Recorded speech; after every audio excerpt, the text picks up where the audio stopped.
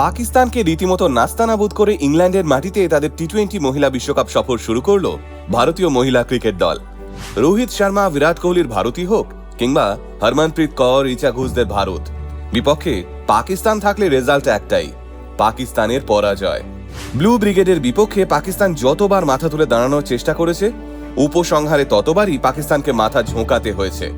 এবছর টি-20 মহিলা বিশ্বকাপের আসর বসেছে ইংল্যান্ড এবং ওয়েলসে।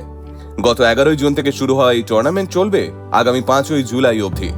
এখন ভারতীয় মহিলাদের ক্রিকেট আইকন খুঁজতে হলে শুধু সচিন দ্রাবিড় কিংবা হালফিলের হার্দিক পান্ডিয়া কিংবা সূর্যকুমার যাদবদের নাম নিতে হয় না। তাদের কাছে এখন তাদের নিজস্ব ক্রিকেট আইকন রয়েছে, আর এই আইকনরা হলেন স্মৃতি মান্ধানা, শেফালি ভার্মা, জেমিমা রড্রিগসের মতো দামাল ভারতীয় তরুণী, যারা মাঠে নামে জেতার জন্য, আর তারপর ট্রফি কাঁধে নিয়ে শুরু হয় তাদের রোড শো। রাস্তার চারপাশে উপচে পড়া ভিড় থাক বা না থাক, গ্যালারিতে সাপোর্টার উপস্থিত থাক বা না থাক, ব্লু জার্সি গায়ে উঠলে ভারতীয় মহিলারা শুধু নিজেদের সম্মানের জন্য নয়, তারা লড়াই করে ভারতের তিরঙ্গার সম্মানের জন্য।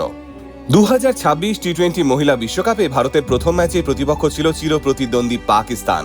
হরমনপ্রীত কৌরের নেতৃত্বে টসে জিতে প্রথমে ব্যাট করার সিদ্ধান্ত নেয় ভারত।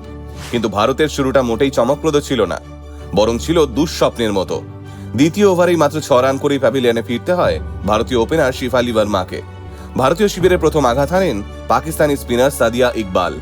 তার প্রথম ওভারেই মুনিবা আলীর হাতে ক্যাচ দিয়ে ডাগআউটে ফিরে যান শেফালি। এরপর ভারতের ব্যাটন সামলাতে মাঠে আসেন জেমিমা, কিন্তু তিনিও ব্যাট হাতে ব্যর্থ হন। 3 ওভার 2 বলের মাথায় তাসমিয়া রুবাব প্যাভিলিয়নের টিকিট ধরিয়ে দেয় জেমিমাকে। জেমিমা যখন মাঠ ছাড়লেন, ভারতের স্কোর তখন 18 রানে 2 উইকেট। এরপর ভারতের হাল ধরলেন ভাইস ক্যাপ্টেন স্মৃতি মান্ধানা। 44 বলে 68 রানের একটা ঝোড়ো ইনিংস খেলে ভারতকে বিপদ সীমা থেকে উদ্ধার করলেন তিনি। আর তাকে যোগ্য সঙ্গত দিলেন ক্যাপ্টেন হরমনপ্রীত কৌর।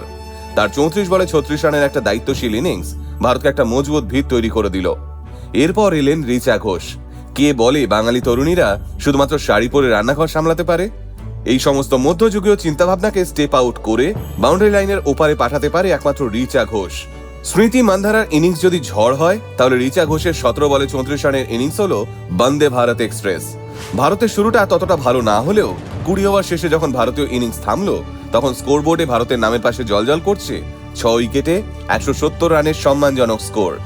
এরপর ব্যাট করতে নামে পাকিস্তান, কিন্তু ভারত পাকিস্তানকে দাঁড়ানোর সময়টুকুই দেয়নি। পাকিস্তানি ওপেনার মুনিবা আলী 32 বলে 41 রান করলেও তা পাকিস্তানকে জেতানোর জন্য যথেষ্ট ছিল না। পাকিস্তানি দুর্গে প্রথম আঘাত হানলেন শ্রীচরণী। 4 ওভারে মাত্র 26 রান দিয়ে তুলে নিলেন 3টি মূল্যবান উইকেট। আর পাকিস্তানি ব্যাটিং লাইনআপের মেরুদণ্ড গুঁড়িয়ে দিলেন দীপ্তি শর্মা। 4 ওভারে মাত্র 10 রান দিয়ে 5টি উইকেট নিজের নামে লিখেছেন এই তরুণী। অরুন্ধতী রেড্ডিও একটি উইকেট নিয়েছেন। শেষমেশ 17 ওভারে 106 রানে পাকিস্তানকে গুঁড়িয়ে দিয়ে জয় নিশ্চিত করল ভারতীয় মহিলারা। সে প্রত্যেকটা ম্যাচে জয় বা পরাজয় লেগেই থাকে, কিন্তু আমাদের এটা মাথায় রাখতে হবে, এখনো প্রত্যেকদিন মেয়েদের উপর নানান অত্যাচার হয়ে থাকে। কেউ পণের জন্য বাড়ির বউকে মারছে, তো কোথাও ধর্ষণ করা হচ্ছে তাদের। এখনো কান পাতলে শোনা যায়, আরে আমার বাড়ির মেয়েদেরকে আমরা চাকরি করতে দিই। আমাদের দেশে মেয়েদের স্বাধীনতা এখনো ব্ল্যাক মার্কেটে প্রিমিয়াম রেটে বিক্রি হয়। সেখানে দাঁড়িয়ে এই জয়টা জরুরি, ভীষণ ভীষণ জরুরি। কারণ ছেলেরা একবার হারলে হয়তো শুনতে হয় পরের বার ভালো খেলবে, কিন্তু মেয়েরা একবার হারলেই শুনতে হয় অনেক হয়েছে ক্রিকেট, এবার বিয়ে দিয়ে দাও। দুটো বাক্য দুটো বিপরীত মেরুতে অবস্থান করে, আর এই দুই মেরুকে এক জায়গায় আনতে হলে হরমনপ্রীত হোক কিংবা রিচা ঘোষ, স্মৃতি মান্ধানা হোক কিংবা শেফালি বা জেমিমা, এদের প্রত্যেককে জিততে হবে। ভারতের জন্য জিততে হবে, ভারতের প্রত্যেকটা মেয়ের উজ্জ্বল ভবিষ্যতের জন্য এদের বারবার জিততে হবে। জয় হিন্দ, বন্দে মাতরম।